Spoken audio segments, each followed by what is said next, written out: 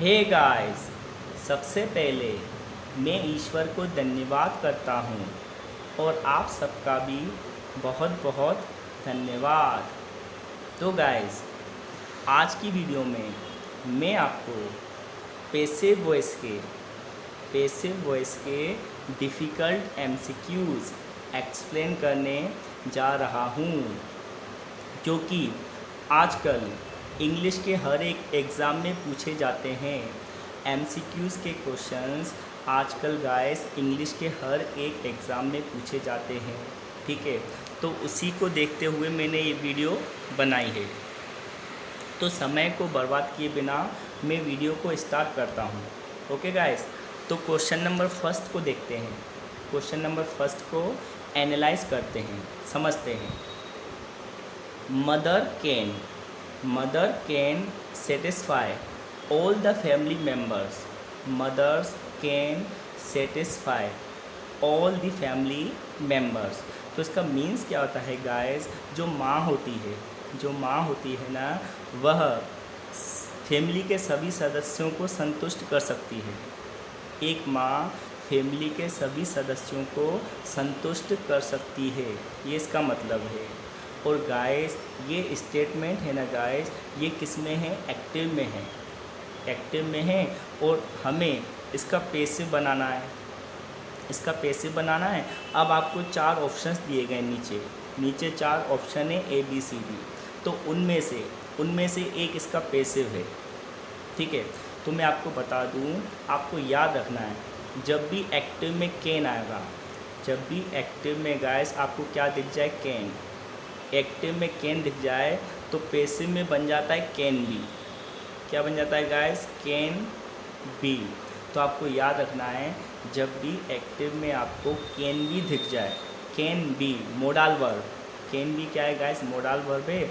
तो पैसिव में आपको कैन बी बना देना है, ठीक है। और हर एक पैसिव में ऑब्जेक्ट पहले आता है। आपको ये नियम तो पता होगा, जितने भी हम पैसिव बनाते हैं तो पैसिव में सबसे पहले ऑब्जेक्ट रखा जाता है। तो इस सेंटेंस में ऑब्जेक्ट देखते हैं। अब इस सेंटेंस में ऑब्जेक्ट क्या है guys? All the family members सबसे पहले आना है, क्योंकि हर एक पैसिव में ऑब्जेक्ट पहले आता है, ठीक है। तो ऑल दी फैमिली मेम्बर्स इसमें भी है, ए ऑप्शन में भी है। All the family members B option में भी है। और all the family members C option में भी है। ऑब्जेक्ट तो सब में है। अब डी तो इसका ऑप्शन होगा नहीं, ठीक है। तो देखो, अब ऑल दी फैमिली मेम्बर्स के बाद हमें क्या चाहिए गाइस? Can be.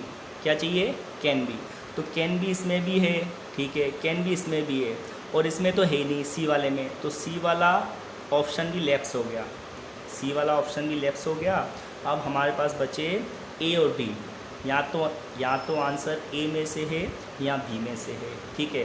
तो देखो, कैन बी इसमें भी है, कैन बी इसमें भी है। देखो, all the family members can be satisfied by mother. अब आप सोच रहे होंगे कि पैसिव में बाय आता है। 90% केसेस में पैसिव में बाय आता है। याद रखना है, सभी पैसिव में बाय एजेंट नहीं आता है। तो मैं आपको बता दूं, इसका आंसर ए नहीं है, इसका आंसर है ऑप्शन नंबर बी। इसका आंसर क्या है गाइस? Option number B. अब आपको याद रखना है, जब भी आपको सेटिस्फाई, ये मैंने सेटिस्फाई लिखा है, जब भी आपको सेटिस्फाई वर्ब दिख जाए, जब भी एक्टिव में आपको सेटिस्फाई वर्ब दिख जाए, तो उसके संग हमेशा क्या आता है? With preposition. कौन सी प्रपोजिशन आती है?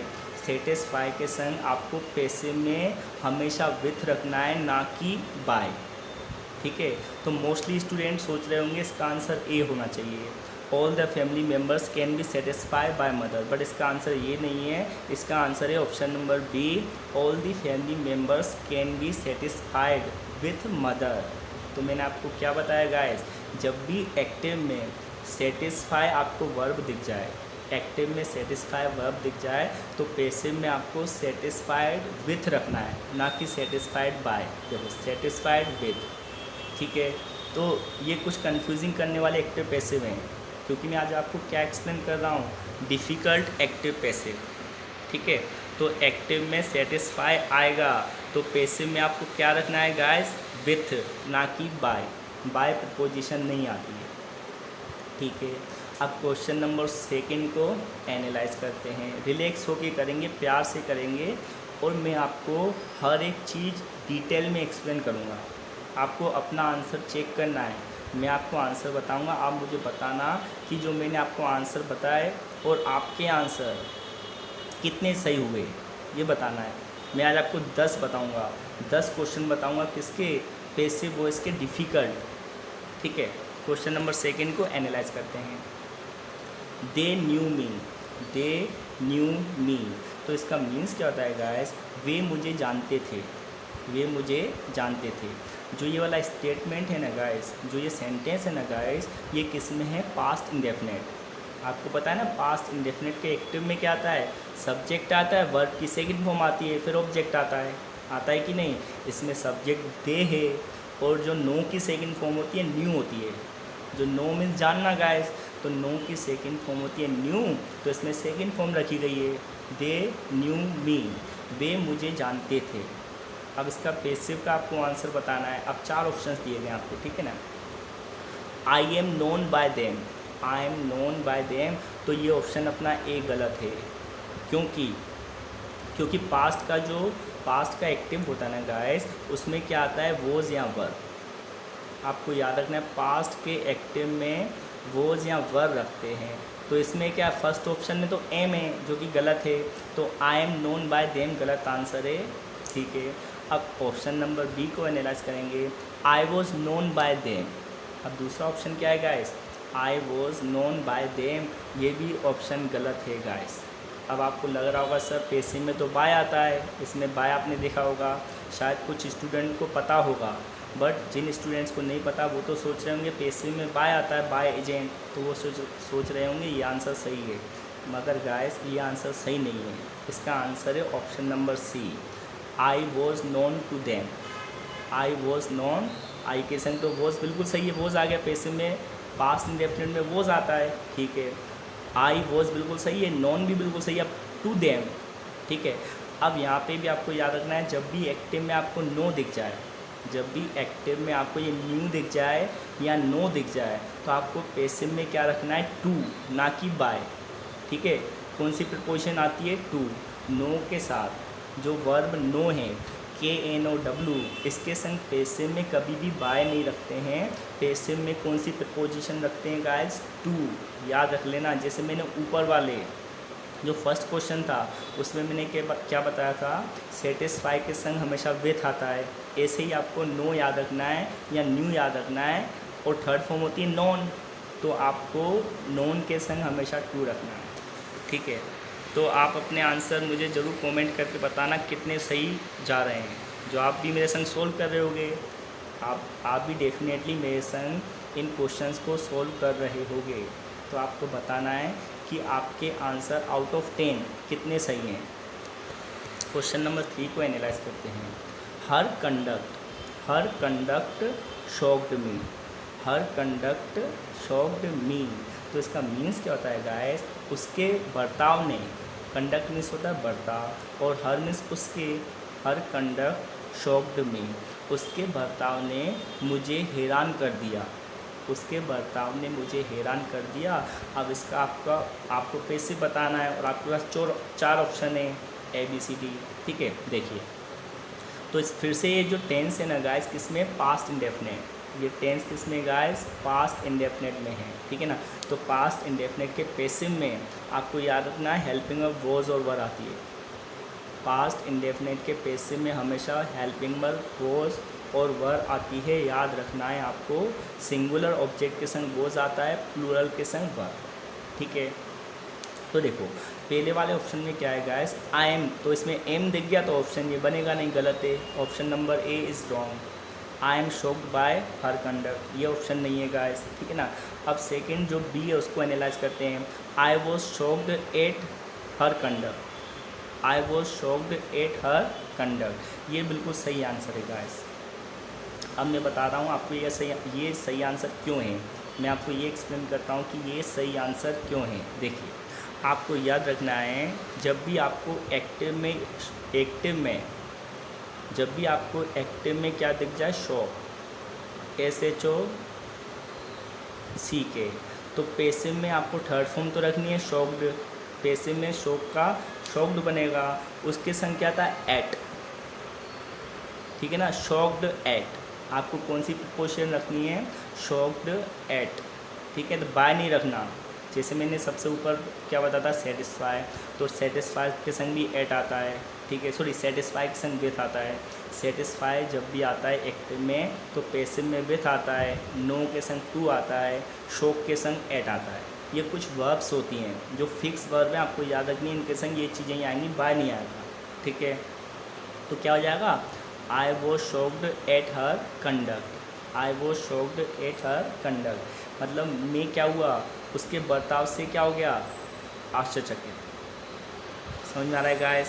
तो ये मैं कुछ क्वेश्चन आपको डिफ़िकल्ट क्वेश्चन एक्सप्लेन कर रहा हूँ एक्टिव पैसिव वॉइस के, जिसमें आपको बाय नहीं रखना है। बाय के अलावा कुछ प्रीपोजिशन है जो मैं आपको बताते जा रहा हूँ हर एक वर्ब के साथ, और आप अपना आंसर चेक करना, बताना आपके आंसर कितने सही जा रहे हैं। देखो Modi's decision surprised everybody, Modi's decision surprised everybody. तो इसका मीन्स क्या होता है गाइस, जो मोदी जी का डिसीजन था उसने क्या किया, हर किसी को सरप्राइज़ कर दिया, मतलब आश्चर्यचकित। मोदी जी के डिसीजन ने हर किसी को आश्चर्यचकित कर दिया। अब आपको 4 ऑप्शन नीचे दिए गए हैं, okay, A B C D.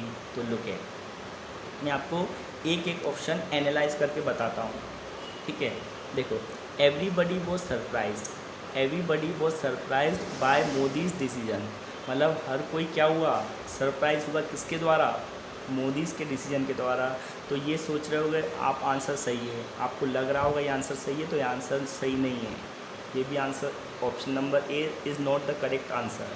B को एनालाइज करते हैं, everybody was surprise at Modi's decision, बिल्कुल सही आंसर है, इसका आंसर है option number B, everybody was surprised at Modi's decision. अब सरप्राइज के संग हमेशा क्या आता है गाइस, एट। याद रखना हर एक पैसे में बाय एजेंट नहीं आता है, वो आज की वीडियो में सब मैं आपको यही समझा रहा हूँ। जितने भी एक्टिव पैसिव होते हैं ना, आपको लग रहा हो सबके संग बाय आता है तो नहीं आता, तो इसका आंसर क्या होगा, एवरीबडी वो सरप्राइज, मतलब हर कोई क्या हो गया, सरप्राइज हो गया मोदी जी के डिसीजन पर, ठीक है। जैसे मोदी जी ने आपको बताया ना कुछ वर्षों पूर्व एक डिसीजन दिया था, क्या दिया था, मतलब नोटबंदी का, मोनेटाइजेशन, ठीक है ना। तो जो वो डिसीजन था उससे हर कोई सरप्राइज हो गया था कि नहीं, डिमोनेटाइजेशन, सॉरी बाय मिस्टेक मैंने बोल दिया डिमोनेटाइजेशन, मतलब नोटबंदी का एक डिसीजन जो मोदी जी ने दिया था। Everybody was surprise at Modi's decision, उस समय हर व्यक्ति मोदी जी के डिसीजन से क्या हो गया, आश्चर्यचकित। तो मैं आपको ये बताना चाहता हूँ एक्टिव में सरप्राइज़ आता है, एक्टिव में सरप्राइज़ आता है तो आपको बाय प्रीपोजिशन का यूज़ नहीं करना है, एट का यूज़ करना है। किसका यूज़ करना है, एट का, क्योंकि ये सब चीज़ें किस पर बेस्ड है, मूड पर, फीलिंग पर, ठीक है। तो इसलिए फीलिंग के अकॉर्डिंग हम प्रीपोजिशन रखते हैं, जो वर्ब की फीलिंग होती है ना उसके अकॉर्डिंग प्रीपोजिशन रखते हैं। क्वेश्चन नंबर 5 को एनालाइज करते हैं। देखो guys, this book has greatly interested me, this book has greatly interested me. तो इसका मीन्स क्या होता है, इस किताब ने मुझे बहुत ही ज़्यादा इंटरेस्टेड किया है, इस किताब ने मेरे अंदर बहुत ही रुचि लाई है, इस किताब ने मुझे बहुत ही रुचि दी है, ठीक है ना, मतलब बहुत अच्छा लगा है मुझे इस किताब से। अब इसको पैसिव बनाना है तो देखो हमेशा देखो ये हैज़ है ना, तो आपको याद रखना है जब भी एक्टिव में हैज़ हेल्पिंग वर्ब आती है, हैज़ या है, तो पैसिव क्या बनता है, हैज़ या हैव बीन। अगर एक्टिव में आपको हैज़ और हैव दिख जाए तो पैसिव बनेगा हैज़ हैव बीन में, किस में बनेगा, हैज़ हैव और बीन में। अब हैज़ किसके संग आएगा, सिंगुलर ऑब्जेक्ट के साथ, और हैव आएगा प्लूरल ऑब्जेक्ट के संग हैव आएगा, और सिंगुलर के संग हैज़ आएगा। ये आपको पैसिव का स्ट्रक्चर मैंने बता दिया। तो इसमें हैज़ है तो यहाँ पे नीचे वाले पैसिव में हमको क्या चाहिए, या तो हैज़ बिन होगा या हैव बिन। तो देखो ये ना देखो, दिस बुक हैज़ ग्रेटली, अब मी है तो मी को क्या हो जाएगा, आई, मी का ऑब्जेक्ट आई होता है, तो आई इसमें भी है, तो आई हैज़, तो आई के संग गाइस हैज़ तो कभी आता नहीं है, तो ए ऑप्शन तो हट जाएगा। आई के संग गाइस कभी भी हैज़ नहीं आता। आई के संग हैव आता है, बिल्कुल सही है, आई के संग हैव आता है, तो इसको देखते हैं। I have been greatly interested by, अब देखो ये फिर से आपको याद रखना है, इंटरेस्टेड के साथ कभी भी बाय एजेंट का यूज़ नहीं करते हैं। एक और डिफ़िकल्ट क्वेश्चन बन रहा है यहाँ पे, इंटरेस्टेड के साथ आपको कभी भी बाय नहीं रखना है, बाय की जगह क्या आएगा, इन, इंटरेस्टेड इन, याद रखना आपकी क्वेश्चन क्या आएगी, इंटरेस्टेड इन। तो I have been greatly interested in this book, तो option number C is the correct answer, option number C is the correct answer. तो ये कॉम्पिटिटिव एग्ज़ाम में क्वेश्चन पूछे ही जाते हैं। यदि आप किसी कंपटीशन, इंग्लिश के कंपटीशन एग्ज़ाम्स की तैयारी कर रहे हो, या सीबीएसई के स्टूडेंट हो आप, या एनसीईआरटी के स्टूडेंट हो, सभी एग्ज़ाम्स में इस तरह के क्वेश्चन पूछे जाते हैं। चलो let's move on, question number 6। The teacher taught me to speak English, the teacher taught me to speak English. तो इसका मीन्स क्या होता है गाइस, शिक्षक ने मुझे इंग्लिश बोलना सिखाया, शिक्षक ने मुझे इंग्लिश बोलना सिखाया। ये टेंस है गाइस पास्ट इंडेफिनिट में, ये किस में गाइस, पास्ट इंडेफिनिट में। तो अभी जस्ट मैंने बताया था पास्ट इंडेफिनिट के पैसिव में क्या आती है, वॉज या वर, कौन सी हेल्पिंग वर्ब आती है, वॉज या वर, आती है कि नहीं आती है। तो ऑप्शंस को एनालाइज करते हैं। आई वॉज टॉट, बिल्कुल सही है, वॉज आ गया, पास्ट के पैसिव में वॉज ही आता है, पास्ट इंडेफिनिट के पैसिव में। तो I was taught to speak English by the teacher, बिल्कुल सही है, देखो पहला ऑप्शन ही सही मिल गया हमको इसमें। I was taught to speak English by the teachers, मतलब मुझे इंग्लिश बोलना सिखाई गई, मुझे इंग्लिश बोलना सिखाई गई मेरे टीचर के द्वारा। अब इसमें एम तो आएगा नहीं क्योंकि पास्ट इंडेफिनिट का एक्टिव है, तो पैसिव में वॉज वर आता है, तो बी ऑप्शन लेफ्ट हो गया। उसके बाद the teacher taught me English, ये तो सिंपल सेंटेंस है, तो ये भी पैसिव नहीं है कोई, ठीक है। तो what is the answer, answer is the option number what, ए, ठीक है ना। तो I was taught to speak English by the, I hope आपको समझ में आ रहा होगा। यदि आपके बेसिक क्लियर होंगे, अगर आपको एक्टिव पैसिव के अच्छे फंडामेंटल्स आते होंगे, अगर आपने डीपली स्टडी की होगी, तो आपके आंसर सही जा रहे होंगे। और आप मुझे कमेंट बॉक्स में ज़रूर बताना आपने कितने आंसर सही किए। He likes people, he likes people to call him intelligent, he likes people to call him intelligent, उसको अच्छा लगता है, मैं हिंदी बता रहा हूँ इसकी, उसे अच्छा लगता है कि लोग उसे क्या बुलाएं, बुद्धिमान, उसे अच्छा लगता है कि लोग उसे बुद्धिमान बुलाएं, ठीक है। अब इसके ऑप्शन एनालाइज करते हैं। ही लाइक्स, एक चीज़ याद रखना, एक चीज़ मैं आपको बता देता हूँ, जब भी एक्टिव में आपको टू इन्फिनेटिव दिख जाए, एक्टिव में टू दिख जाए, तो उसका पैसिव बनाओगे ना, तो आपको टू भी रखना है, ये याद रखना है। आपको एक्टिव में टू दिख जाए तो पैसिव में क्या बनता है हमेशा, टू बी प्लस वर्ब की थर्ड फॉर्म तो आनी है, ठीक है। अगर आपको एक्टिव में सीधे इन्फिनेटिव टू दिख जाए तो पैसिव बनाते समय क्या रखना है, टू बी। तो देखो ही लाइक्स पीपल, तो ही लाइक्स, तो यहाँ पे लाइक्स आना ही है, जो पहले वाला है ना ही लाइक्स, यहीं से स्टार्ट होगा। ही लाइक्स पीपल टू यहाँ तक बिल्कुल सही है। इस तरह के आपको एक्टिव आना है, जैसे ही वॉन्ट्स आ जाए, ही लाइक्स आ जाए, तो आपको याद रखना है as a same to same वैसे ही रखना है। ही लाइक्स पीपल तक तो सेम टू सेम जाएगा। अब मैंने क्या टू के बाद क्या किया जाता है, टू बी, जो भी इस तरह के अगर एक्टिव आएंगे ना, तो आपको चेंजेस किस में करना है, टू के बाद, जैसे वॉन्ट्स आ जाए या लाइक्स आ जाए, दो शब्द मैं आपको बता रहा हूँ। एक्टिव में वॉन्ट्स आ जाए या लाइक्स आ जाए, तो आपको स्टेटमेंट की शुरुआत सब सेम टू सेम करनी है, उसमें ऑब्जेक्ट नहीं लेना है। आप सोचो मैं ऑब्जेक्ट ले आऊँ, जैसे आप सोचो हिम पहले, ही पहले ले आऊँ, तो ये गलत हो जाएगा। ऑब्जेक्ट तो देखो हिम तो है, हिम का ही हो सकता है, बट यहाँ पे आपको याद रखना है जब भी इस तरह के एक्टिव आएंगे, ही लाइक्स या ही वॉन्ट्स, आपको एज इट वैसे के वैसे रखना है, टू तक। कहाँ तक, ये इन्फिनेटिव टू तक, ठीक है। तो ही लाइक्स टू, यहाँ तक तो सही है, बट इसमें बी नहीं है, ऑप्शन नंबर ए में बी नहीं है ना, क्योंकि टू किस में चेंज होता है, टू बी में होता है कि नहीं। तो ही लाइक्स टू बी बिल्कुल सही है। देखो ऑप्शन नंबर बी में अपन को टू बी दिख गया, तो he likes to be called intelligent, तो option number B is the correct answer. He likes to be called intelligent, उसे पसंद आता है कि लोग उसे क्या पुकारें, इंटेलिजेंट। समझ में आया गाइस? अब क्वेश्चन नंबर 8 को भी एनालाइज करते हैं गाइस। द ऑफिसर वॉन्ट्स, देखो अभी जस्ट मैंने बताया था ऊपर वाला, तो सेम पिच का क्वेश्चन है, सेम पिच का क्वेश्चन समझना। मैंने बताया था लाइक्स टू आ जाए तो लाइक्स टू बी, मैंने बताया वॉन्ट्स आ जाए तो वॉन्ट्स टू बी, तो सेम कंडीशन है। देखो द ऑफिसर वॉन्ट्स मतलब ऑफिसर चाहता है, द ऑफिसर वॉन्ट्स हिज सब ordinates, the officer wants his सब ऑर्डिनेट्स मतलब ऑफिसर अपने सब ऑर्डिनेट के नीचे काम करने वाले ऑफिसर अपने जूनियर्स जो होते हैं ना, जूनियर्स से चाहता है, क्या चाहता है, टू ओबे हिम, उसका क्या किया जाए, कहना माना जाए।